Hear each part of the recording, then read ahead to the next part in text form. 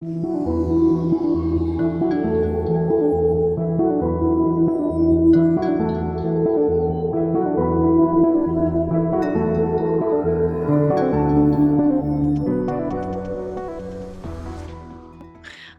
Okay. Well, thanks for doing this. Really excited to chat with you and learn a little bit more about you. I did some sleuthing on the internet in between our first call and today.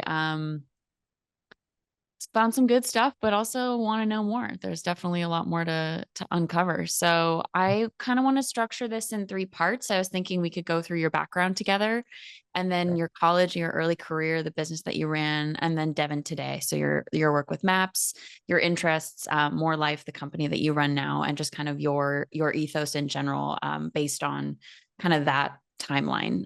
So if I have my, well, are you ready to jump in? First question. Jump right in. Boom. Okay, let's do it. So if I have my info right, you are from Lubbock, Texas. Lubbock, Texas. Born and raised in Yeah. the West Texas. Born and raised. Okay, so I know one guy from Lubbock. He speaks very I don't want to say poorly, but to be candid, he doesn't speak well of Lubbock. But I'm sure everybody's experience is different, and I'm dying to know what was it like? Yeah. I mean, Lubbock's Lubbock, right? It's flat. This is like a cotton That's what, yep. area. It's the joke is it's the only place you can watch your dog run away for 7 miles. There's not much there. But people say Texas, they think like Dallas or Houston or San Antonio, and we're 5 hours, 6 hours, 8 hours away from those places. And it's like your typical Texas place. I mean, it's a biggish city. It's about 280,000, but it's made up of small towns. It's called the hub city because there's a bunch of my family from Dimmitt, Texas, which is an hour north. It's a population of maybe 2,200 people, and you have all these small towns that make up the city of Lubbock. So, although there's not much to do, you know, Yeah. there's a really close love of just, I guess, like stereotypical Texan friendliness. And there's a really family first attitude, and you know your neighbor and you say hi to everybody. And there's, just like a lot of Texas, there's political ideas I don't agree with completely. But it really, I mean, it made me who I am today in a large part about it. And, how I treat people and how I like look people in the eye and shake their hand and make sure that, you know, politeness and respect comes first. Is this a thing that you don't really have to learn? It's just engraved in you. And I think that has given me an advantage of just having relationships with people. Because in Lubbock, you're a farmer, or you work in an oil rig, or you do something that might be labor intensive, so they work hard. So you learn to respect people who are trying to better themselves and better for their family. And there's not a lot of rich per se people there. So the society and the social ladder isn't fully based on money there. It's really your relationship to your neighbor and to your people. Um, but it's boring. Yeah, it's boring. There's if you're trying to have like a nightlife, or you're trying to be an actress, or you want to be a rock star, we have Buddy Holly. Shout out to Buddy Holly. There We you had him. go. There's nothing fully there, but it really helped me just look at the world from the eyes of people who I wouldn't in any other part of the world if I grew up thought I agreed with. Mhm. If you grow up in a place where you have to love those people and you grow up to love those people, makes it easier to, when you move out of there, see everyone kind of on the same plane and really based off their character and how they treat others rather than like some social idea or money that makes up the person. That's a beautiful answer.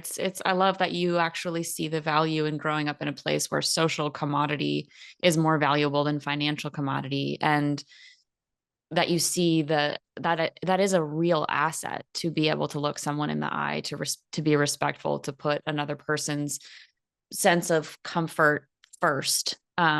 Is definitely my dad and my dad's side of the family are from Northern California.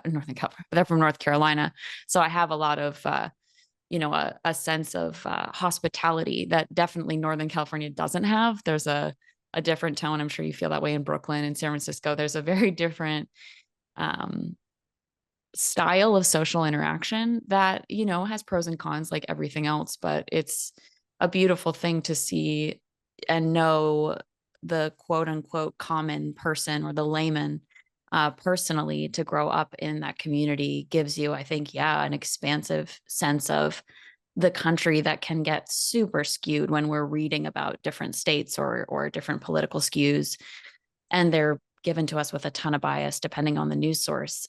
So growing up there gives you that real perspective. Gets you, and don't get me wrong. I mean, I'm West Texas is extremely conservative. Like when Hmm. Trump was president in 2020, there's a loop that goes around my city that you can make it to any part of my city because it's not very big. And there's a Trump rally, like Yeah. 2,000 trucks got on the loop with a big Trump flag and drove around it. So it does have its like pigeonholed into like concepts and ideas. But and we can get more into my work later, but like when you're building solutions or trying to work within a movement or expand a movement, one of my first mentors always told me that no one buys a yearbook that they don't see themselves in. Mm, And in the psychedelic space and in many spaces, when you're trying to do hard work, you start building communities in more of an echo chamber because there's only sections of people that believe what you do. So then you start building strategies for people who look like you. And I love my community here, psychedelic community, but to make anything change and to really help people, you need to include people who don't look like you and don't think like you. hmm. So being in a place like this and knowing how they think and knowing how they move, and it helps like get past the news articles of what like right extremists or sometimes right extremists can be whatever, but like the right wants to do this. And like I grew up with these people. Yeah, And some people are telling me that their heart's here when I know, we might disagree, but I know why they do what they do. I know why they're family focused. And I've talked to these people, 23 years of my life and I grew up there. So it just helps you build strategies for things outside of people's world to include them in your world. And it makes it more of a vast, inclusive conversation, which is needed when you want to really help the vast population and not just the echo chamber who believes in what you say already. exactly. Yeah, exactly. So that's a total asset. That's really cool. Were there some pivotal experiences that you had growing up that really started to inform, and we'll get into your college years, but the fields that you studied, your interests and how you evolved? When would you say that that first started to take hold for you in Lubbock? I mean, yeah, early on, there's things that we learn as a skill set and we get better at with people, Mhm. and there's things that are just given to you, and most of that's at an early age. You can't control what happens when you're a baby. And I was in a very fortunate, at the time, it might not have been seen as fortunate, but my mom was incredible. My mom's everything to me. And growing up, my dad was in prison most of my childhood. So it was this, my mom and I, she was a college dropout because she had me early. So she worked, two jobs. We lived in a bunch of different houses. I mean, I probably can count 10 plus. We moved so much. Wow. Um, and then West Texas is a very Christian area. So, but my mom was this loving, devoted Christian, but she put me in these situations where I was able to see parts of the world and parts of people that most people in West Texas and conservative places wouldn't be able to.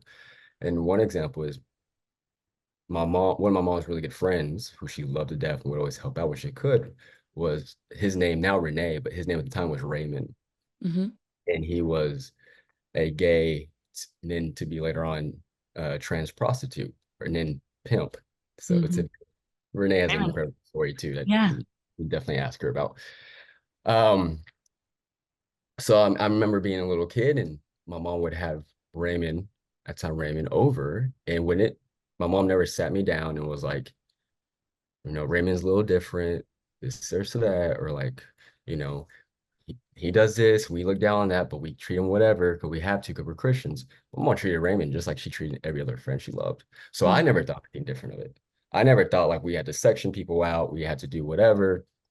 It was just like that was part of my world. And again, my mom's a devout Christian. Um, my grandpa's a deacon in the Catholic Church. My grandparents on my dad's side they go to they're deep in their Baptist church. So it's like my mom had all the rights to be the wrong stereotypical Christian and be like, we're better, but we're gonna take them in because we have to. There was nothing. It was like when you love a friend, you love a friend. And again, I saw that and I was just in that all the time.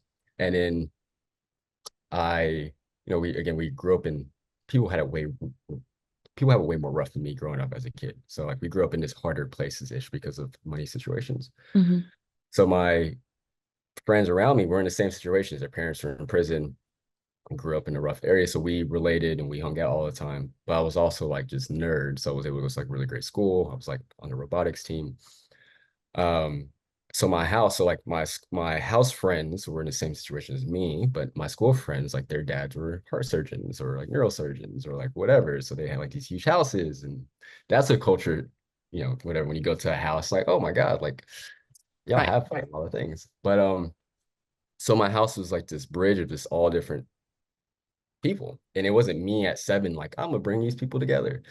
It was just like me seeing this perspective of people being people because what my mom kind of instilled in me.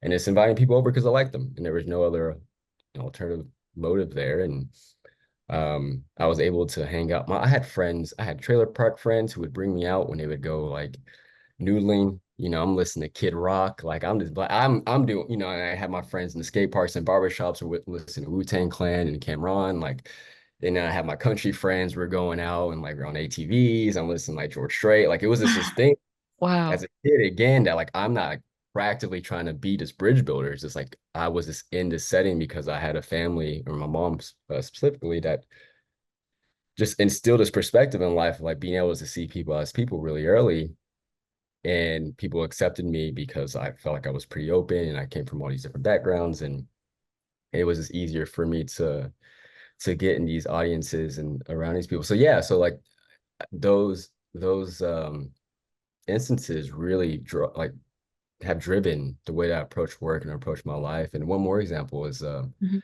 so my mom was able to work her way up from the front desk lady essentially to like the VP of one of the biggest companies in my hometown in like Nice. under 10 years. My mom's a hard ass worker. Nice. Um, and one story she told me is, when we lived like in a duplex, one of the houses, we couldn't pay a bill, and my dad had like ran off with the car, or we couldn't, or the car had taken away. I can't remember the details there. Hmm. If you had to pawn off our TV for us to be able to pay a bill. Hmm. So, but she can't leave me home because I'm a baby. So she's walking in the street. She has a stroller. She has a TV in the stroller, and Oh then she my has God. her right arm, and she's walking on the street, right? And my mom's telling me a story as she's reflecting at the position she's at now. And she was like, I told myself I will never judge a person because I can just imagine all the people who were judging me on that street. And Right. now I am. So she, again, and I'm hearing this as, I'm 8th grade, maybe now. So it was just like one of those things of like, you don't know what someone's going through. We're Hmm. all sometimes one missed payment away from being in a housing crisis. Hmm. It's like you see people for the love they try to give, and then you give them sympathy and grace for when they can't give it at that moment. But it's just like people are just like this nuance, complexity of beautiful chaos and tragedy. Yeah. That's why we love them because we're the same thing. Yeah. As soon as we can see that in us, we can see that in others, and it's just like makes it a lot better life and a lot better support system to be able to care for people and love people for that reason. Sounds like you have a pretty amazing mom. She's dope. Yeah, she's great. Yeah.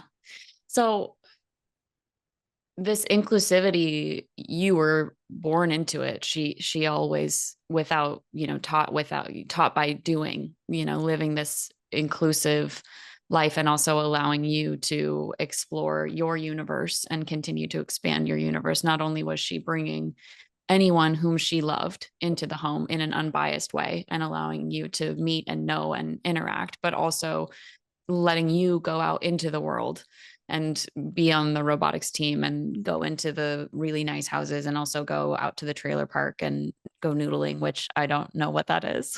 What is noodling?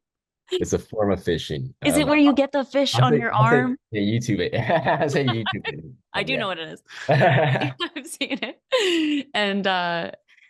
And then you, so there's her, so there's the nurture portion, but then there's also you, and you had this and have probably, have an ability to identify and assimilate with human beings, period. So you can see the humanity in every circumstance, which is such a beautiful gift to have because it makes it a lot easier to be open-minded and empathetic and understanding of everybody and to not make a snap judgment or discernment about someone's character based on what you see, or what you think you see.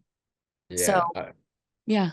Yeah, there's one more thing is it's so funny and impactful how I can now see this as a gift. 'Cause I used to have a really hard time with this because I'm this mixed kid from Lubbock, Texas, mostly white or whatever.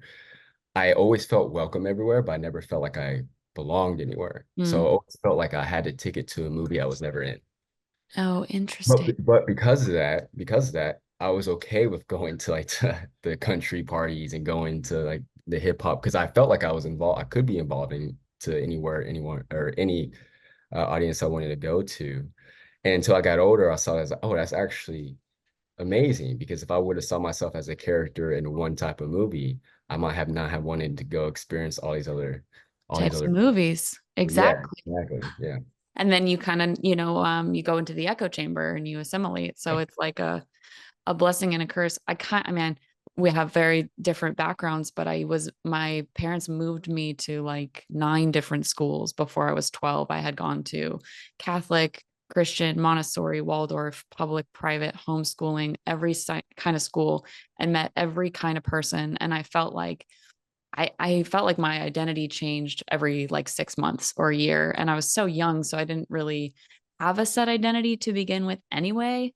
I knew I liked a couple things, but it was a similar sense of like, I didn't feel like I belonged with any of them, but I always felt so excited to be like, what is the vibe? What are we interested in? What's the tone? What's the feel? And not attaching to one thing, not having one, K through 12th grade experience gave me a similar sense of, and sort of lonely for a while until I started to see it as a strength of like, I hang. What's going on? I have no shade. I have no judgment. I'm just here to hang out and feel like I can be a part of this experience and learn Yeah. about it. Yeah. I mean, I think just hanging is such a powerful concept. That statement, like, yo, we just hang. I mean, that's all what we want to really do. It's just like hang, We just want to learn hang. from each other if we're teaching. If not, let's just kick it. I know, I know. But somehow we make things like way more complicated. Yeah, a lot for sure. Yeah. So, okay. So that's a beautiful and very, very like so much exposure. So at such a young age to so many different things. Did you want to connect those things? When did you start to feel like, and maybe I can kind of put these questions together because I want to know your drug experiences and when those started and how that started to expand your mind. And then when, and maybe these things again are connected, you started to want to bridge Yeah. worlds. Yeah. I mean, I think, my drug experiences started West Texas or and back in my day, I hope I can say that now. Um, I don't know. How old are you? 32, I'm, 33? I'm B30 in 6 months. You'll be 30. Yeah. I've got 2 years on you. Welcome in 6 months. I'm looking forward to it. I'm looking forward It's to awesome. that. It's sick. Yeah. Forward to it. There was the concept of taking psychedelics wasn't for like mental health or, no one Mhm. knew Ron Goss or Timothy Leary or like indigenous wisdom where I'm from. Like we took psychedelics or drugs because we wanted to go to a music festival or wanted to go to a party in high school or be cool for older kids. Like it was like your typical high school and, Right. child experience. Um, so that was my first relationship with a substance. It was like trying to just have fun, I guess you can say. Um, but I've always been a nerd for the brain in general, which was kind of ironic because I knew what it was doing to me, but I was still doing it. And that just shows you how impactful social pressure and your social perception is. It trumps logic, which I think Yeah. helps a lot. A But lot, like 9 times out of 10. yeah, it trumps logic there. And so I was taking psychedelics, and when I was first taking like LSD, and when I'm late teens, it was just like I was wanting to see music, and we'd go watch movies, and there was no really spiritual aspect. I was also at the time period where, again, just like many 18, 19-year-olds, I thought I knew way more than I did. You know, Hmm. Hmm. like reading Nietzsche now and like Freud, and I'm like, the world should be like this, actually. I know Hmm. all these things now. I've read 4 books, so sign me up for president right now. Let's go. I'm ready. Yeah, I'm ready for this. I'm trying to like disprove the Bible. I'm like reading all these spiritual texts so I can like see the holes, and I'm totally backwards. Hmm. Um, so I'm doing psychedelics, and then it wasn't until like I was 20 where I had like an ego death. where I was like, whoa, this is new. And I didn't know what integration was. I didn't know who to talk to. I couldn't go to like my local pastor, Right. he run me out of town. You'd be like, you need to go to rehab. I'm worried about you. Yeah, We're doing an exorcism. exactly. Like Right. we're going to just make you disappear. Right. Uh, but I didn't know, like, man, this was a really impactful experience. And I had some experience at MDMA where I'm like, that was my first thought of like, wow, I think everyone should be able to experience this in a way. Hmm. Because I started asking questions like, do I love myself? Wow. And the concept of loving myself, like you just innately kind of grew up thinking, like, I know what love is, therefore I know how to love myself. And if you never actually challenge that, you can go your whole life without challenging that. And I might have gone my whole life without challenging that. Well, hopefully therapy might change that. I don't know. Right. But taking psychedelics was like the first time where I not only understood that, I didn't have to question that.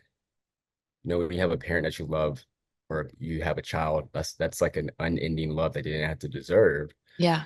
It was like the first time I felt like, oh, I don't have to convince myself. It's just there. Yeah. I'm the one distracting myself from it. Mm. And that was a time where it was like first like, oh, I really feel like everyone should be able to experience this. And then I also had some conversations to myself about my father and like what he grew up and how like the setting he grew up. And I don't have a bad feeling towards my father. My mom, again, superhero. She never talked bad about my dad in front of me. So it was Wow. never like, she was treated, she had every right to in this world too. And so because of that, and because he was mostly in prison my whole life, I never had expectations for him. And I think bad feelings come from unmet expectations. That's So I didn't have interesting. any bad feelings towards him being my dad. I never expect him to be my father. So it was always like, I love him because he's my dad, but that's just that. And then taking psychedelics, I got to like really dive into that. And I got to like visually see like his upbringing. And, if I was put in his situation, he had a really hard upbringing of his father, got put in some really crazy situations. Um, you still have to take ownership for something that you do. I'm never one that's extreme. That's like you're not responsible for everything, but there are you have to take it. You have to take responsibility for the micro, but you can still understand the macro. Hmm. Hmm. So it's allowed me to have like deeper conversations with myself, and it opened some. And it also it scared me like crazy a couple of times. And we'll get into that in the future because that's how my business and stuff came up. But Hmm. so yeah, that was my first thought of, or first time I thought, oh wow, I want my community and people to feel this, understand this. But again, I had no idea of like the current movement being done. I didn't know about MAPSET, didn't know about the history of psychedelics, knew about psychedelics in the sense of like the Beatles. I knew about drugs. I was big in like Jimi Hendrix and blah, blah, blah. Right. But like drugs to me at that time were still just like, hey, we're gonna go to a music festival. Do you want to see the guitar strings in the air? Yeah, I'll take Right. some of that. So Right. that's the first kind of shift to this new thinking. And when was it that you were started to have the kinds of trips where you were self-investigating like that? Was that, whoa, I'm with my friends at a concert, but all of a sudden I'm Oh in yeah. an interpersonal space? Oh yeah, it was forced on me. It was not at all like I'm not in my apartment like with candles and like Preparing, I'm right? gonna set the attention to heal. I'm going, no. It's like me surrounded by 60,000 people and like, oh, this is really bad. You're like, I need You're to gonna go. hit me from the gate. Like, I don't know now, but I somehow see God. This is, And I'm it's not sure if I can handle it. yeah, I'm like, this is very interesting. I'm just here to listen to music. So yeah, that was probably about 20 or so when that Yeah. starts to happen in very not um great settings. So yeah, music festivals, more public settings. I've never been wanting to take a psychedelic and go to like a bar or anything. Mm-hmm. It was if it was music based, that's mostly, or like watching movies. Mm-hmm. I think the first movie I watched on psychedelics was Across the Universe. Oh, cool. That's a good Yeah, one. yeah. Yeah. Yeah. The first time I did acid, actually, I think I got pretty lucky. I mean, it wasn't luck per se, but I did it with a friend. I went to college in New Mexico for 2 years and we went out in Santa Fe and we went out to this place called Black Canyon, like way up on a mountain. It's like a huge aspen and evergreen grove. And we were super intentional. We had a tent. We were like, we're going in, and we've got each other's backs. And I just it was like just a series of epiphanies that just kept happening. And I saw there were a lot of really cool visuals, like, okay, wow, I'm seeing fractals in the clouds. And but I remember having this really clear moment where I was like, Parker is who I was with. I was like, everyone is like this, but then life makes them go like this. But if you stay like this, everything will be like this for you. And for the audios, I'm opening my heart and closing my heart is the gesture I'm making. And it was like, duh. I was like, oh. And she was just like, yeah, Yeah. exactly. Yeah. It's so amazing how the most simple but impactful things out of the experience, you're like, I got it. The answer is just like love. It's It's so easy. big. It's so big. You're like, I I, figured it out, I guys. I get it. figured it out. If you just love others, it actually works. It works. But it's the thing is, it's so funny because like that was huge and but it's really really hard. It's actually really hard. And I think that's part of the journey and part of the ongoing investigation is like that made so much sense to me in that moment, and it's still a credo that I live by, and it's still a I won't close off my heart. I won't become bitter. Like it's an agreement I have with myself. I'm not going to do that. I'm not going to be narrow minded. I'm not going to ossify. And then I see all the reasons why that happens and why people do that, and you get hurt and you get warped and you just kind of shut down. And it's really hard to keep like stretching back out and being like, nope, I know that I'm going to get hurt again, but I'm going to get better at handling it. It's like I'm the one responsible for what comes in and I'm going to still stay open. It's like that's hard. It's hard. It's hard. Yeah. I mean, even just like distracting yourself is so easy these days to do without even trying because we have this massive technology advancement of information that's forced upon us. Mhm. So both an objective and subjective being that's trying to find meaning in almost everything Yeah. also are just tired sometimes. And then there's just so many things where like the world isn't set up for clarity. Um, but it's so Gosh. crazy because like but the spirit is, which is bigger than the world. So you would think it'd be easier, but it's actually not. It's kind of like a backwards way of thinking. But yeah, we lose our way. But that's the beautiful thing is like, it goes back to the simplistic Hmm. phrase, journey that counts. Yeah. Hmm. Exactly. So, okay, well, that's a cool segue. So you started to have these much more introspective experiences with psychedelics, which was, it sounds like it was rocky while being good at first. It was also kind of scary. Um, you, I know that you founded a business and I want to get to that, but you went to college first Mhm. and you studied behavioral neuroscience and you studied human-centered design. Yeah. So, what is human centered design and just nerd Yeah. out? Well, so human-centered design is exactly the wording there. It's design thinking for human problems. So that can be anywhere from health-wise or like solving longevity. So Hmm. longevity biotech. It could be from city planning of trash systems. Got it. So human focused planning of like large scale things are where we're centered in the idea of what we're trying to solve. Got it. Got it. Human focused, human Yeah. centered. Got it. Yeah. So and then the behavioral neuroscience came from a mix, with there was two wolves in me essentially. Mm-hmm. I had like this young kid who wanted to like not disprove religion, but like find meaning there. Then I had this kid now who was reading a lot of like evolution, biology. So I was trying to figure out like what is there free will essentially? Like Mm-hmm. what is free will?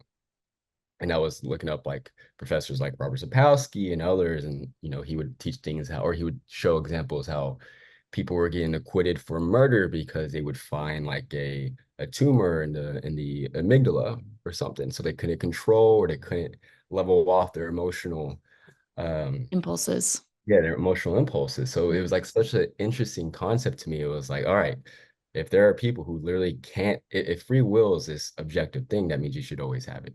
And if Mm-hmm. there are people who can't control these things, no matter what they do they have free will? So it's always this interesting of like what makes us us, and why do we believe in religion? Why do we believe in storytelling? And so I wanted to obviously learn more about it. I don't think I took the correct route of college where some of my friends did, where it was like, I'm gonna do something where I know I can get a job afterwards. So Mm-hmm. a lot of my friends like double major in like economics and something, 'cause they want to be consultants, whatever. They're doing beautiful, like they're killing it.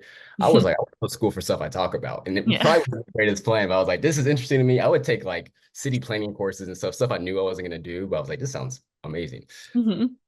So yeah, so I was kind of like big into, and then you add that to like my psychedelic experiences. Like, okay, cool. Objectively, I know these things are happening, but there's this subjective thing now that I'm also introduced to. I want to know if there's some way that people can explain that.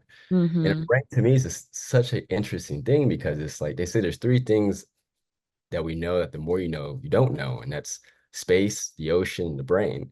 Mm. So amazing to me, like the top scientists and top researchers in the field will be the first to tell you, like, we don't really know. You know, Yeah. like we don't really think this does this. We see movement here, we see correlations, but like, eh. That was just one of those things is like it was so exciting to me that it was always more being explored and finding out. And like we first thought up into the 50s to do this, but now it's like that's totally proven wrong. Or like Right. so that was the main reason I wanted to get into Cognitive. the cognitive science. And I also wanted to be able to at least at a low level talk about psychedelics in some way. I wanted to be able to not do research on it, but I wanted to be able to be in rooms. And when they say, hey, we had this breakthrough in a 2A receptor system, I wanted to at least know what was going on so I Hmm. can my exploration in that. That's awesome. Yeah, I totally get it. I nerd out all the time. I think the brain is, it's funny because I started being interested in the nature of consciousness before getting into neuroscience. So I kind of did the same route of like spirituality was extreme and is extremely fascinating to me. The nature of good and evil really like I kind of like your fixation with free will. I was like, why do these opposing forces exist? And do they really exist? And do they have like entity representations the way, religion tries to personify them? Or are they energetic? And are they, I was like, is evil a like corroded or perverted or damaged Mhm. manifestation of good energy? Or is it not? Is it its own thing that truly exists and comes around and like permeates things? And I just, yeah, same exact thing. Studied just whatever I wanted in college and did not think about, I didn't even think about, I just didn't think about it. I was like, Oh, I need to know about this stuff. I have like you need 120 hours to graduate. I think I have like 140 hours because it was like I would take a class that had nothing to do with my major. It Like, was I just just want to know. I was like, yeah, I know how to build this. This one piece of information I want to be obsessed about for 3 months and literally probably never use it again. Yeah, Sign me up for that right now. I would need love to it. pay for that right now. I'm going to pay for it. I need it. I love to pay for it right now. Looking back, I probably could have been more effective.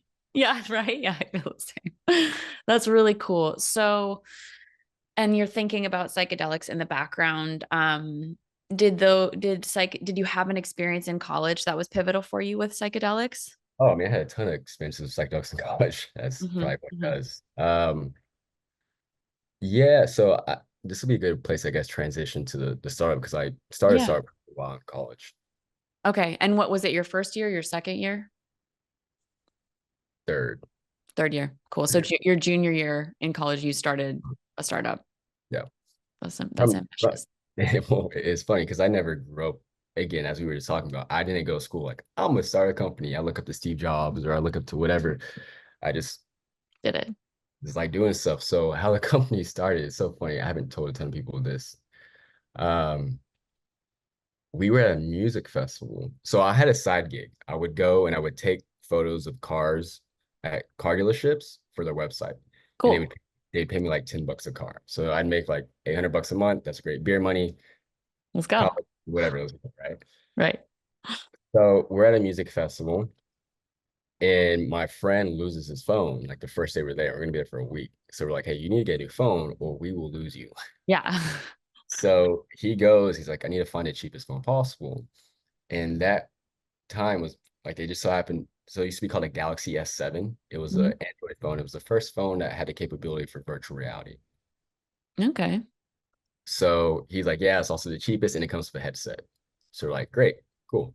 He gets the phone. We go on, have a great time. We go back to my house in Lubbock later, like 2 weeks, and the headset comes in. So we're at my house. We're smoking weed. It's like 2 o'clock in the morning, Sure.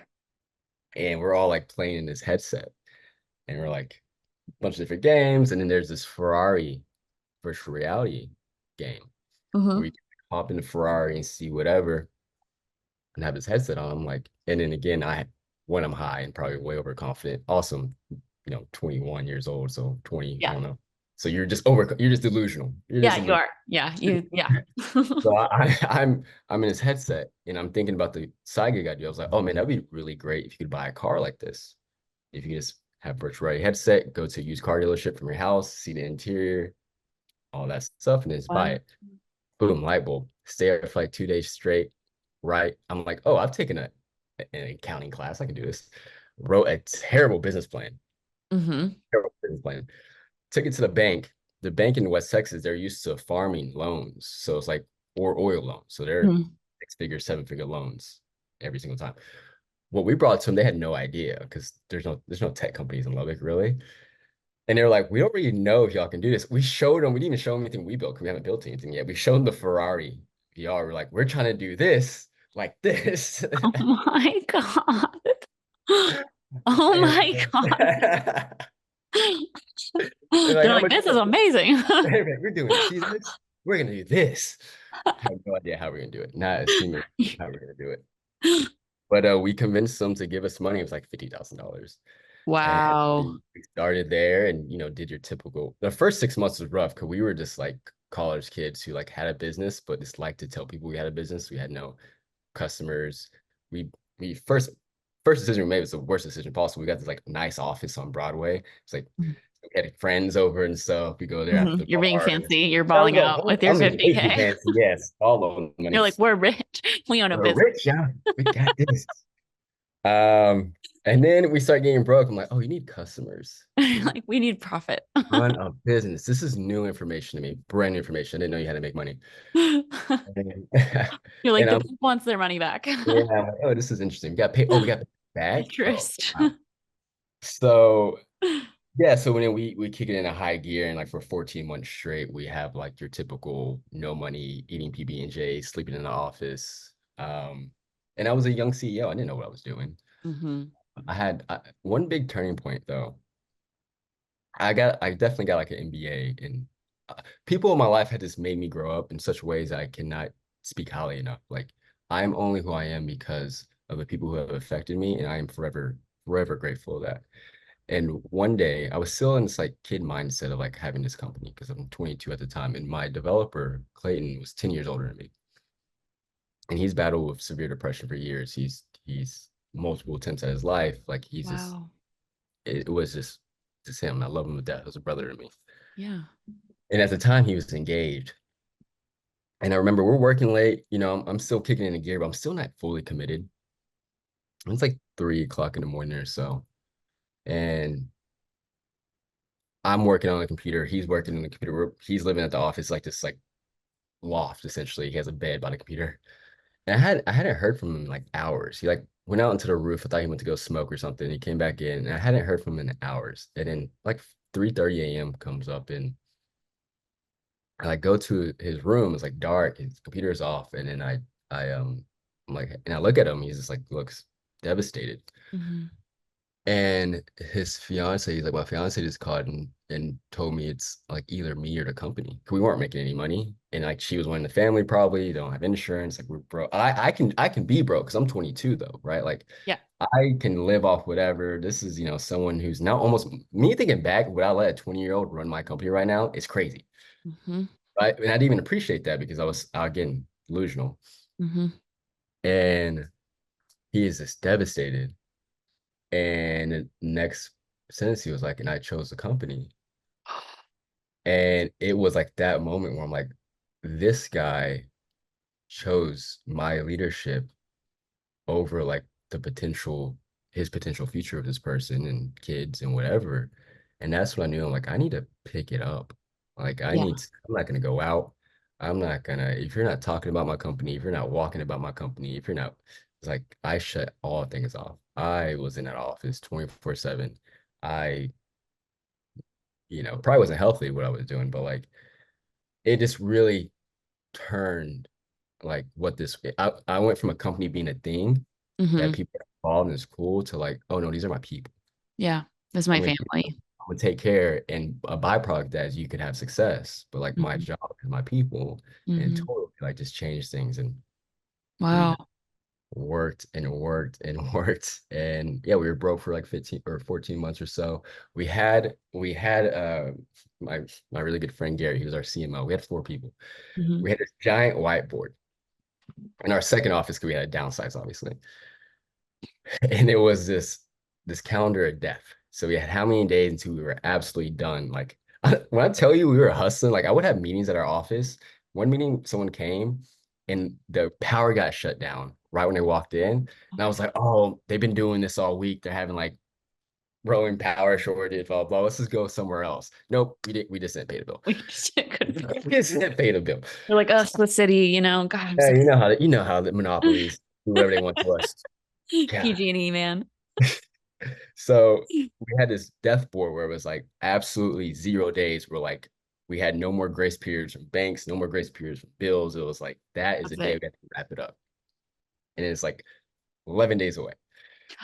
And we're just going every day we're working. We get a couple of customers and we have we have a software now. We didn't have a software prior, but now we have a software. And I'm pitching to investors and stuff, and things are looking great. But again, I'm new at pitching to investors. I don't really know terms. I'm having mentors like tell me stuff to say, blah, blah, blah. Right.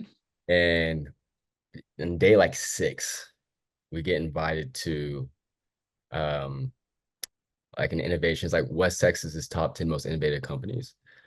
But we made the list. So then we get invited to do like a group presentation from some really large investors. So we go up there, we go up there and we do a great job. We all thought we won.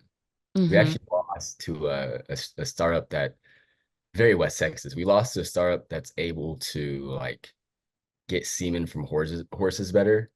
Okay. Yeah. Yeah, I can't That's so compete with that. dangerous. Yeah, like They're like, sorry, but we're going to use this way more.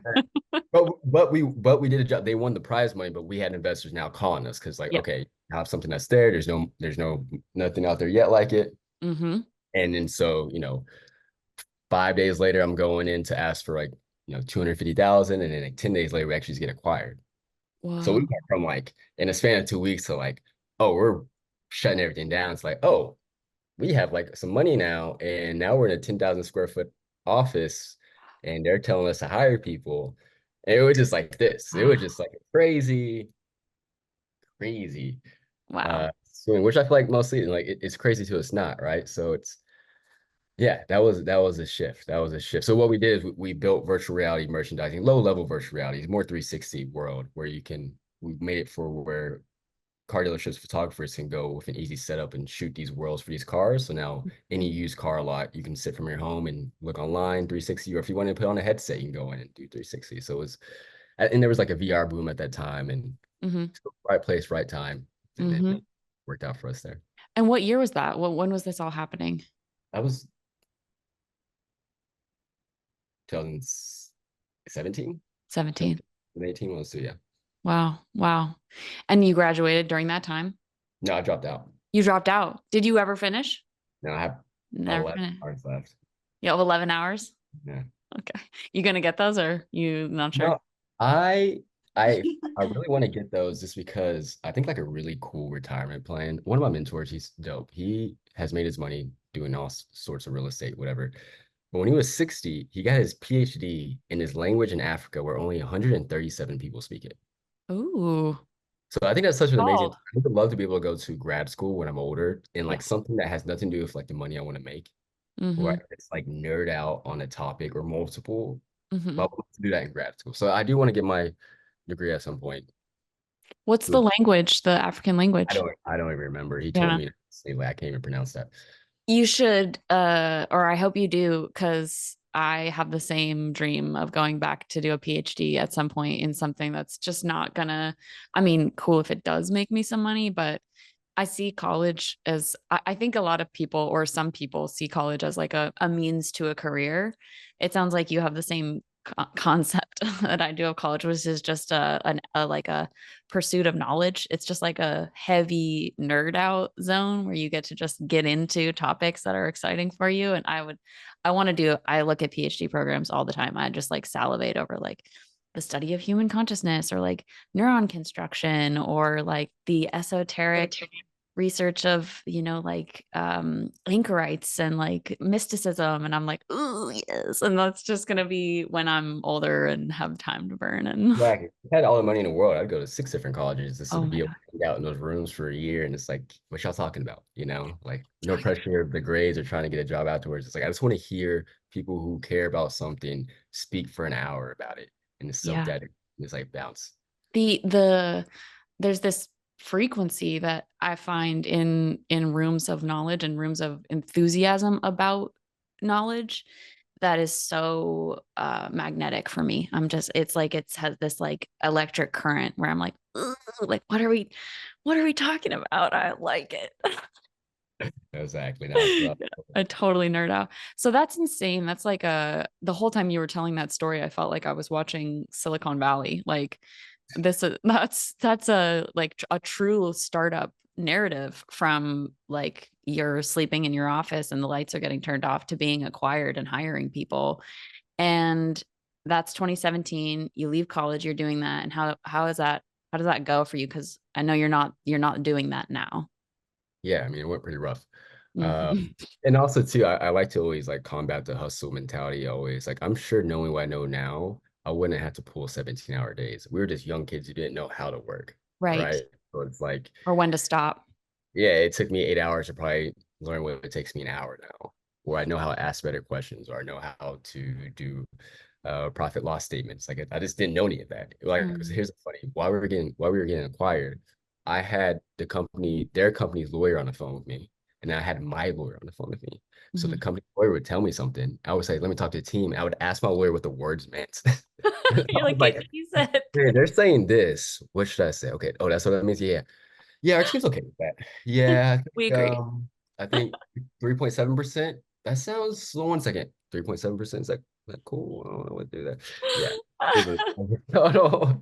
But we were good at what we did though. So that's what I tell people too, is like, look, we might have known the details of some business stuff, but like if you told us you needed to get somewhere, we were gonna work all day every day to get there. Hmm. With some roadblocks, there's some like infighting when things are natural when you're a young company, but we we were proud of what we did, and I'm proud of the group and the lessons and how we were able to do that. Fast forward, our parent company ended up committing $120 million fraud, which is super dope. And so they went bankrupt, and Oh my they owned God. us. So we had to stop operations. So Mm. the crazy thing is, so what they did, I don't want to talk too much into it because it's a case, and also I don't like the so although the CEO of that company did a big like fraud. Uh, He I did a don't bad like thing. I don't like to talk bad about him because one, he's currently in prison, and Hmm. people talk bad about him. Personally, he took in a 20 some odd year old black kid with no college degree and gave me a chance. I never had a father. He helped like give me confidence, whatever. So like, Yeah. although I understand and I don't condone what he did, that is fraud. That is Yeah. fraud. He hurt many, many people. There's enough people talking bad about him. He's in prison right now. From my Yeah. personal relationship, he helped me out quite a bit. So Totally. And I think it's awesome that like you're not throwing the baby out with the bathwater. He did bad things, he did good things. It's cool to see both, especially when, to your point, the whole world's super aware of all the shitty ones. oh yeah, I mean he's already, yeah. I mean if he got away with it, right? If he's out there, whatever, might be Right. different. But he's in like what He's more paying his dues. Yeah. paying his dues, yeah. Yeah. Um, but what was crazy is what they did is they kind of double stack vehicles. So how like a car dealership works is the manufacturer acts as a bank, right? So you get a Ford truck, it gets credited when someone buys it and make the payments to the bank at Ford Bank. What they would do is they own 36 other companies. Regular Dykes is the name of the company that bought my company, Hmm. and they would essentially double book the vehicle. So they say they sold it to a person when they really still had it, so then they get to double dip this inventory. Right. Yikes. A crazy thing is, so I'm gonna try to explain this really fast. When you're in a car, people on psychedelic or mental health, like we don't care about cars, but I had to say this point to get it across. Hmm.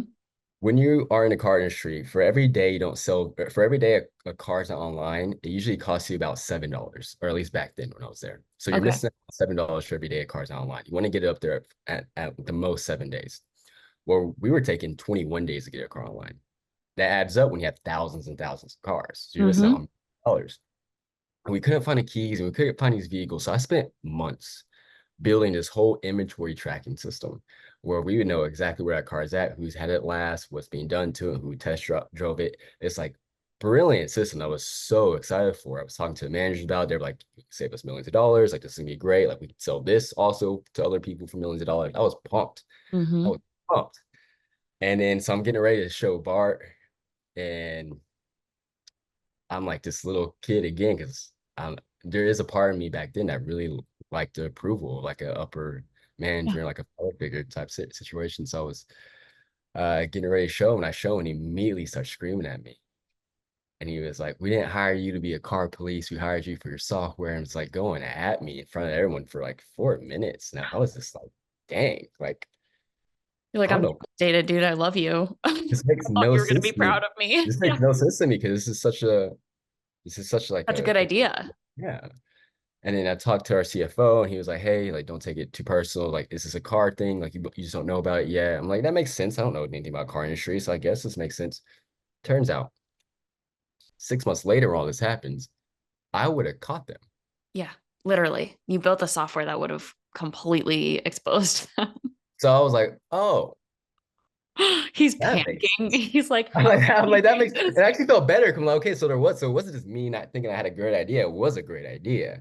No, it's a too good of an idea. There was other reasons for it. So yeah, so Oh yeah, my God. so Dude, I so can't imagine what he must have thought. He's like, Devon's coming to me with a software that is going to expose my fraud. Like, how do I, he must have, that's so gnarly. I always think this is totally a tangent, but like running a game like that, like running fraud is so stressful. Oh my God. Just like the lies that you have to manage. Oh, it was a multi-hundred-million-dollar. It was yeah. you're, So that didn't go great. yeah, no, yeah. We split.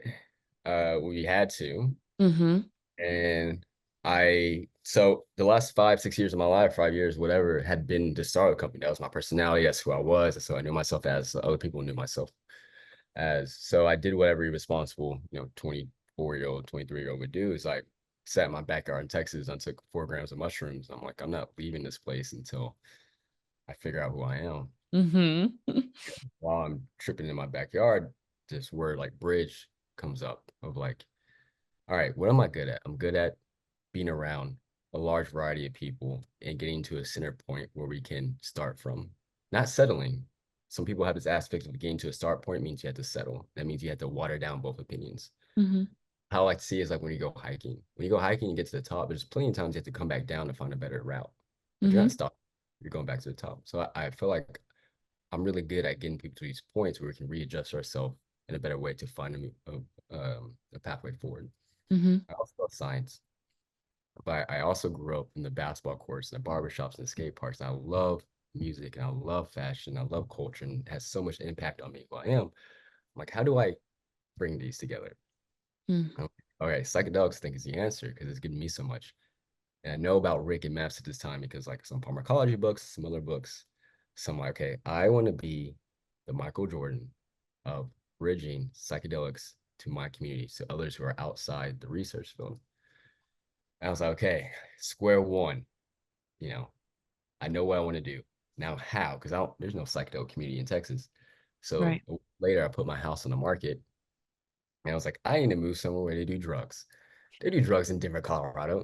So I packed up my dog and moved to Denver, not knowing anybody, and this started from there. And I was able to like look around. There was like this mentorship program going on in the psychedelic space from SSDP.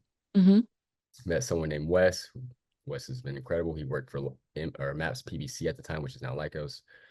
I got with him. I was like, hey, look, I'm gonna enjoy this mentorship thing, but my main thing is a job. Like I want an Mm-hmm. intern or the mentorship. I want an internship. And I'll Mm-hmm. do it background in fundraising and blah blah blah. But like I will make y'all coffee. I don't care. They threw me on an internship for I think like $300 a month. I don't even remember, Mm-hmm. probably tenth of my rent.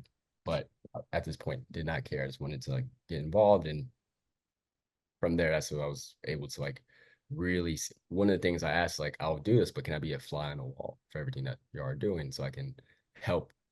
I've had to like do 40 different hats for a startup. So like I bet I can help a lot of places that nonprofits missing. And yeah, that's how the maps mission there started. And before, and I don't know if we're running out of time, but before I get to like No, the we're good. maps, I really want to dive into this transformational period while at my startup company that really pushed me towards the psychedelic space Yeah. and who I was. So we were at a music festival in another city. And this is when people ask me, like, do I believe in spirit or spiritualism or religion? This is the answer I give them, or the story I give them. We're at a music festival, and it was 2 weeks after the Vegas shooting. I had accidentally taken more acid than I wanted to. Mm-hmm. And I'm with my friends, and I do the worst thing ever. My friends are like, hey, you want to go get water? I'm like, no, I'm good. So I go get water. And as soon as they go, the crowd comes in, and now I'm by myself. Oh no. Classic psychedelic mood. Yikes. Always go with your friends when they're moving, when you're tripping. That's just that. Mm-hmm. So I started having this really bad experience. At one point, I thought I got shot. I was like throwing up blood, which was probably just like regular throw up. I'm just like seeing red. 'Cause I want to believe it. Yeah. And also at one point, I'm like army crawling to the water lady. I was like, Oh, man, I need water. I'm gonna die. And she's like, that'll be $7. And I was like, no, I'm God, gonna die. $7. I'm gonna Okay, die. guess I'll just die. Um, so She's cold. She's ice cold. hey, gotta make that money. Shit, yeah, I got bills. She's like, I don't care. I I got got bills to bills. pay. Oh So, no. so I'm having this hard time thinking I'm dying. Just in Yeah. short. Yeah. And I'm laying on the ground and I'm now accepting death. So I'm like going through my life. Like I'm past life right now. I'm like going back and I've realized like, oh, dying wasn't hard. It's like going to sleep, but I'm gonna miss like being able to tell my mom I love her and my friends I love them. And like when it's going through all the scenarios and being able to evaluate everything I've done, and I'm laying on the ground, there's this like light figure that goes to my right. It makes me feel really warm. And it's this woman and she's like really comforting me and just telling me to like surrender. Mm-hmm. And if I look to the left, there's like darkness and it's pain. My lungs like are collapsing. So I'm like God. just listening to this woman tell me it's like surrender, I'll be okay. And I'm asking like, am I dying? She's like, you're not asking the right questions. Like just let it happen. Whoa. So I'm like, I'm gonna stop asking you questions because you're the only thing that makes me feel good right now. Yeah. So again, I had like this whole walk with death and just accept it. And then like some guys come running up to me, who knows how long later. It's like, hey, are you okay? I was like, yeah, this lady's been taking care of me. And you're like, well, we've been looking at you for 10 minutes. Someone's been there. I was like, oh, this is interesting. You're like, okay. Yeah. Still So been really helpful. thanks. Like, Yeah. so I get up and I'm still having like this hard time though, 'cause I'm still trying to fight it once I'm up. I'm like, actually, I'm back in reality. And it's like, no, like it's like your ego trying to get back to the story of you. And it's like the psychedelics are surrender to like, there doesn't need to be a you. They use Mm. this like a great thing right now, but like the bigger picture, please like surrender to that. So again, I'm in this random city at a music festival and I feel like my lungs are collapsing and I'm looking down, straight down, and there's this little white light, like maybe an inch across. And if I look to the left, it's black. If I look to the right, it's black. So if I look to left or right, my lungs feel like they're collapsing. I can't breathe. But if I look at this little white light, I can breathe just a little bit. So I'm following this light, walking, and I walk outside a festival. I'm just looking down. I could have walked past streets. It ends up being 6 miles. Now I don't know how much that had was in the festival. I could like dance for 3 miles and 3 miles walking, but it was miles of me walking in this random city that I don't know anything about. Whoa. So I'm just following this light into this place or into where I don't know. The only reason I'm following is because it's the only way I can breathe. Yeah. So the more I follow it, the more the light gets a little bit bigger and gets a little bit bigger, and I can breathe a little bit easier. And this light leads me up into this abandoned library, and there's like trees growing out through it, weeds. Now, mind this, at this time period, we had recently gotten acquired. So I'm a little more egotistical than I should be. I was never like too much, but I was like young, making good money for my city, going out on the weekends. Like Feeling I felt good. I'm feeling good. I'm buying stuff. I'm wearing, like a Louis Vuitton bracelets. It's like it's just like your typical thing you go through. Hmm. And I cared way too much about image at that time. So that's the point in my mindset I'm in right now. So this random light leads me miles and miles away in this random city to this random abandoned library. And there's this mural on the wall of this library, and the light opens up to this mural on the wall. And it's a mural of MLK and Malcolm X. And it says, we need more people who care about the community and less about their image. And instantly my trip just stops. Now, I love science. And I think there are a lot of narratives in spirituality that have taken us the wrong way. But when you ask me what the spirit is, what spirituality is there's a greater picture or, a greater being, I tell them that story because I can explain it to you, but what's driving me in a random city miles away to a message where two people who I highly respect tell me something that I need to hear at that time. And I'm not even trying to explain what it is. I don't know what it is, but that was an eye-opening experience for me, both from like the understanding of there's might be outside things trying to guide us to a better view of ourselves, but two, the way I looked at myself in business, that changed my way of like, okay, I want to do something that is helping the community, helping people. It's not image based. I hated working for the car industry just because it wasn't my passion. I'm doing a ton of Adderall to work every day. I'm like this black hole of a person. It's just not, and I feel like I couldn't leave because on paper I look successful, but I was just not it's not what I wanted. And I try to have like escapism with it by like going to the bottle services and going and hanging with my friends and buying stuff because I could, but it was just this empty hole. So that time period for me was such a shift where it's like, okay, I have this gift of like just being able to be with people where they're at and meet people where they're at. Why am I wasting it? Why am I not cultivating it? And the reason is because my image. So that was a point where, and that was before the fraud stuff. So I kind of already went in like an exit plan. Like, what can I do to expand this? What can I do to make a bigger impact? And, 6, 8 months later, this whole fraud thing happened. Mm. And that was like at the time painful because I lost all these friends and coworkers and stuff, but bigger picture was like the greatest thing that could happen for me because it would have been really, really hard for me to get out of that On your own. on my own. Yeah. Yeah. I'm Yeah. like, I just I'm loving it. I'm like, it's so beautiful to me that you had to fight so hard to get to this message, but you also had to it's such a beautiful simultaneous fighting and surrendering and like fighting to surrender. You had to be, and it's so representative as I hear it. It feels so representative of your narrative as a young, entrepreneur and successful and running a startup and getting acquired, and it looks great and it's supposed to feel great according to capitalist structure, but it's not feeling great. It's sucking and it's not who you are and it's not fulfilling your soul or your sense of identity and purpose. But it's this surface level topical thing that then becomes addictive. It's really hard to let go of that. Like it just is. It really is. Especially the external validation feels so good. And to your point, we all want to hang. We all want to feel loved. We all want to feel accepted. So getting that accolade is like, oh, thank you for loving me and seeing my value. How am I Yeah. supposed to walk on the thing everyone is loving about me? And you have this, journey that takes you to two of the most pivotal figures in the last, maybe forever, frankly. They're just, icons, and they're just sitting there being like, hey, hey, bud, like, Yeah. it's not, Yeah. it doesn't matter. It just doesn't matter. We need you for something else. And then the universe or spirit or whatever word we want to use, like comes in and is like, and don't sweat it. I'm just gonna cut it. I'm gonna pull the plug. Like you don't actually have to do Literally it. pull the You plug on already that had the one. terrible acid trip. That's all you need to do. Like, Yeah, that's really put the beautiful. bug. Yeah, it's this. Yeah, and the acquisition thing, because it wasn't a big acquisition at all. I have friends here in Brooklyn and LA, like their acquisitions are hundreds of millions and stuff. Like Right.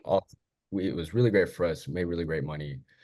But it is also like increases ego where it's like I would have a thought in my mind of like, well, I can't be a bartender after this, or I can't be a waiter after this, or I can't do these other jobs. Why not? Being a waiter is Mm, dope. You get to meet people, you're talking to people, it's hard. But it's like it's such a I just create these like fake narratives like, oh, I can't be doing this now. I'm already seen as this. I was placing myself so much in what other people already see me as that hmm. anything I thought was lower, which is forever a losing battle because that can always change because it's made up. It's this made Yeah, up thing. So it it's made all it made really up. hard for me to like, what is best for me to move forward?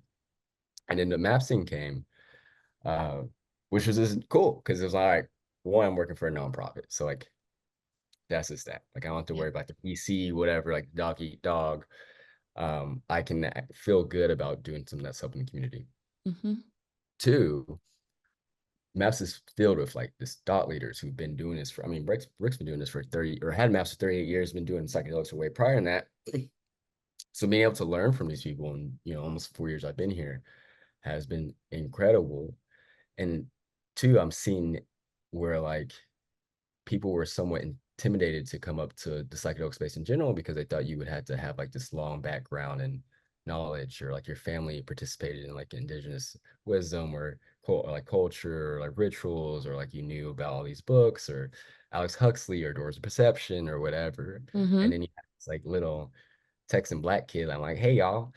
And it's like I just really like being able to be that hand of like, no, you're welcome here too. Like exploration of yourself has no image. And that's like the beautiful thing about it. So it's like I hope I get to be like just that safety net for someone who's like, oh, I do belong here. And I do, and I this is for me. I don't have to be a hippie or whatever, which there's no problem about being a hippie. I'm a hippie myself sometimes. Right.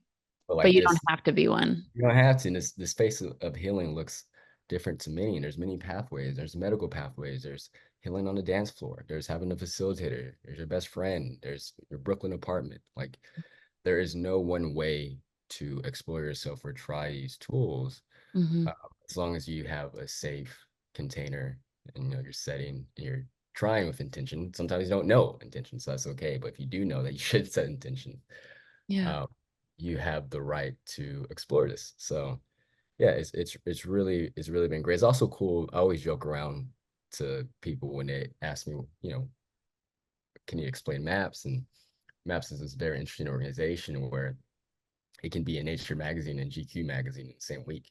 Hmm. Hmm. It's Yeah. like we'll talk to researchers on the latest studies on, say I began, but then we'll also talk to artists about doing cool playlist campaigns together to expand educational resources, or uh, making documentaries over, athletes using psychedelics or whatever. Like it is spanned so far, and there's no just like one voice. And I've never worked at a place that has so much accessibility and respect for other areas of conversation. So this allows you to be a part of these conversations. Yeah, and that's so ideal, that's like another mirror of your upbringing, this ability to go into all of these different environments and see the use case for psychedelics in every single different environment, and not to be in an echo chamber, or to, create a boundary around the use or the demographic who needs the use. It's like these are medicines. They're super fascinating. They're very helpful. They're mysterious in certain ways. I love particularly about psychedelics how they are very they can be very introspective and very self-investigative, but they're always communal. I have never had a moment with a psychedelic, even if I'm like deep in the labyrinthian recesses of my own consciousness, that doesn't in some way relate back to my role here in the cycle of things. It just always ties back into that somehow. It's like it's a magnificent field, and it is so it's so non-exclusive, and I just think that that's so cool that you end up here having that non-exclusive experience in childhood. It's a good fit. I think it's a great fit. There's always, I think too, there's always going to be, well, I like about a nonprofit, there's very similar startup concern or problems. Like you're under resourced usually, Hmm. and there's a lot of emotion. I mean, psychedelics are a profound experience for people. So they have really, really charged and loving opinions about ways you should do things, or how psychedelics should be brought out. And a lot of them are very valid. I mean, America, we're used to exploiting almost anything that we see that has benefit. Hmm. A lot of these concerns are extremely valid. Mm. But it has been it's just been really great being able to see the way we approach it. And Maps were, we focus on three things: advancing research, changing policy, and shifting culture. And all three of those things can have a lot of similarities. There could be a lot of differences in some things, but we're drug advocates as much as psychedelic advocates. Like the exploration of one consciousness, again, still needs to come from a safe container. I Mm, think when people, because I'm definitely a drug activist, I think when people say there should be legalization of drugs, they think it's like a faucet, turn on and turn off. It's very binary. But we don't, as a society, we don't improve on isolated concepts. So it's like just by fixing the drug problem, everything gets better. It's all social determinants of health. So we have to raise all boats at once. So access to housing, access to healthcare, prison reform, access to safe and reliable substances. mm-hmm, So yes, I think there should be legalized drugs. And at the same time, I understand that if you legalize drugs in one area, but someone still has a housing crisis, they can still have a point of escapism. They might use it in a way that's a bad relationship. Although those people still should have access to clean drugs and not die. But mm-hmm.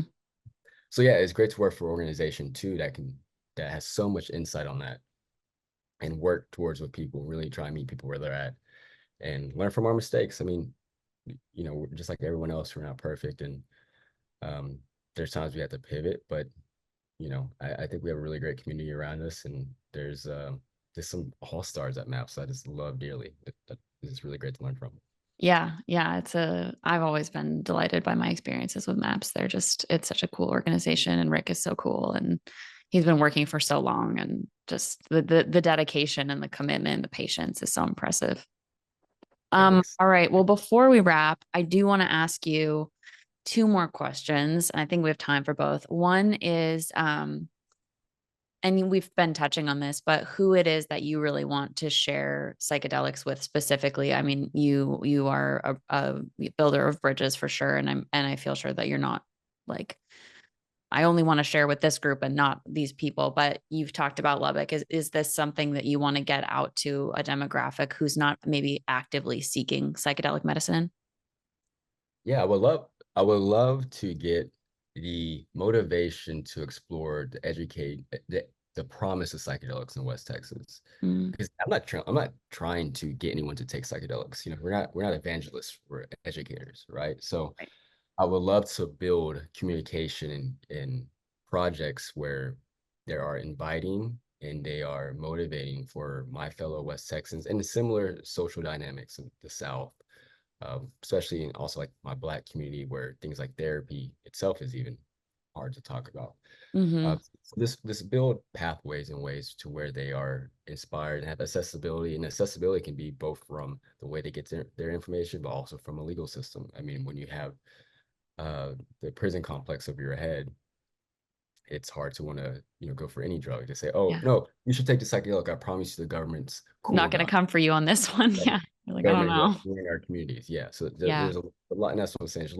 There's a lot more things that have to work together for that to happen. But Mm-hmm. I would really love for the people who I grew up with to have the ability to learn about this and try this themselves. And that has to come through multiple pathways. Like there has to be an FDA pathway. My grandma's not going to take psychedelics in the forest. I wish. Oh, yeah. Uh, Right. but she would possibly take it through an FDA protocol, right? But then the other protocols of just being able to do it underground. I think there are ways where you can have a trusted facilitator that doesn't need to be policed by the government. I Mm-hmm. think many people can benefit from that when done correctly, and we have accountability from a community model Mm-hmm. that give access to many people. So yeah, there's people who I want to, there's people who I grew up with, all people obviously, but Yeah. I just know what they go through, and I just think it could, and I don't think it will make them a different political party. I'm not trying to change them, whatever. I think it's just a tool that they can use to continue to help themselves and their family. That's beautiful. I agree. And I think I like what you're saying a lot about, sometimes, not sometimes, all the time, because this is how our country is structured right now. But it could be racial or it could be socioeconomic. Mostly it's both, where people get to explore and they get to have fun because they're rich or they're white or they're just in this bubble where they can, do the like Tulum, like ayahuasca trips and like come back awake and, and no shade. I'm not trying to trash on those people. Honestly, that sounds really nice, but it's not I'd love it. Like if you want to invite me, I'll come, but it's not available for everyone. And that's the thing that I think, that sucks, where you have your friends in West Texas who are like, I cannot mess around with these drugs. Like I would pay a dire consequence. Like this is not just a handout for me to get to go investigate, or like, how do I even do that? How do I, Yeah. like I work on a rig, like I have stuff to do. I don't have time to reflect, and so you're, right, like the water level has to rise, all boats have to rise, it has to be available on Yeah. a cultural level for everybody. And I love that. That's so important. No, I agree completely. Yeah. Yeah. Yeah. Heck yeah. Last question is, and I just want to talk more about your fashion company, More Life. Oh yeah. Yeah, Yeah. More Life is well, it came from two things. One, my co-founder, Andrew and we both lost dear friends and family to accidental overdoses. Mm-hmm. So, I've always thought fashion is a cultural billboard per se, but which sometimes in like a hyper capitalistic way can be negative. You just go for a look and there's no message around it. But I think it can be strong when you actually pair an action to it. Mm-hmm. How can we spread a message, make something fun? 'Cause I still think healing and psychedelics should still be there's healing and joy and there's healing and fun. And we like creating. So like what can we do that's fun for us? And it's healing for me. Creating clothes and stuff is like a very cool off the mind thing where I'm not like deep in work. Mm-hmm. That we can get this out to people and they could be a leader in a community by just wearing clothes. So that's where More Light came from. We do custom like jackets and clothing. It says stuff like pretty girls test drugs and all other sorts of things. And every clothing purchase comes with harm reduction resources, come with fentanyl test strips.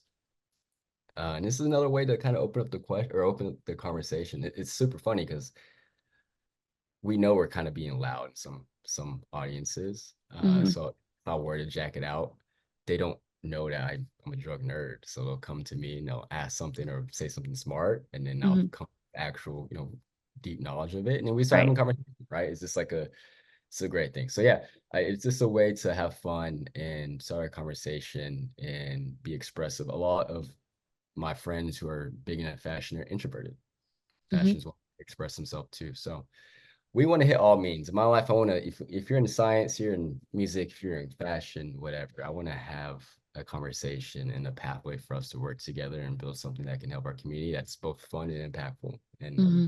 it's just one of those ways. That's awesome. And it sounds like it's scratching your entrepreneurial itch also. Yeah, no, for sure. I get angsty sometimes. Yeah. That's really cool. Well, Devin, this has been just like really, really awesome. It's been so cool to talk to you and learn more about your story. And I love the work you're doing. And this was a joy. I appreciate it, Jane. Yeah, thank you for having me on. And More Life's website, it's morelife.com, by the way. Cool. Maps is Yeah. maps.org. So those two, check out Maps first. Yeah.